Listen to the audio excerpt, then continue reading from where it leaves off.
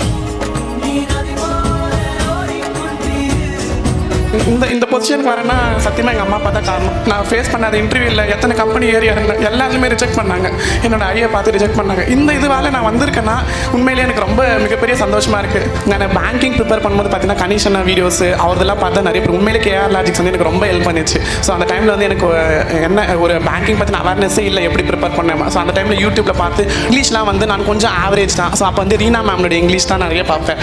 So அவங்களுக்கு நிறைய videos வந்து பேசிக் ஆகட்டும், கிராமர் ஆகட்டும், டென்சஸ், இடியம்ஸ் எல்லாமே வந்து கிளியர் கட்டாக ஒரு வீடியோவில் சொல்லிக் கொடுப்பாங்க. கேஆர் லாஜிக்ஸோட மார்க் இன்டர்வியூ அட்டெண்ட் பண்ணியிருக்கேன். அப்போவே சொன்னாங்க, நீங்கள் நெக்ஸ்ட் இயர் வந்து இங்கே இருக்கக்கூடாது, இந்த சக்ஸஸ் மீட்டில் வந்து நீங்கள் கண்டிப்பாக மெடல் வாங்குவீங்கன்னு ரமேஷ் சார் எனக்கு சொன்னார். பட் ஒரு விஷயம் வச்சுங்க, this is the beginning, this is not the end. எப்பயுமே think big, aim big, achieve big. இப்போ எல்லாம் எக்ஸாம்ஸ் பாஸ் பண்ணிட்டு வர்றது நம்ம இந்த பரம்பரை விளையாடுவோம், லாஸ்ட் வரும்ல, அது மாதிரி தான் இன்டர்வியூவில் போயிடுச்சுன்னு வச்சோங்களேன், மொத்தமாக அப்படியே இறங்கணும். நம்ம பிள்ளைங்கிட்டலாம் நிறைய திறமைகள் இருக்குது, அதை வந்து நம்ம அவங்கள சப்போர்ட் பண்ணி அதை கொண்டு வந்தோம் அப்படின்னா நிச்சயமாக நல்ல ஒரு பிளேஸில் வருவாங்க.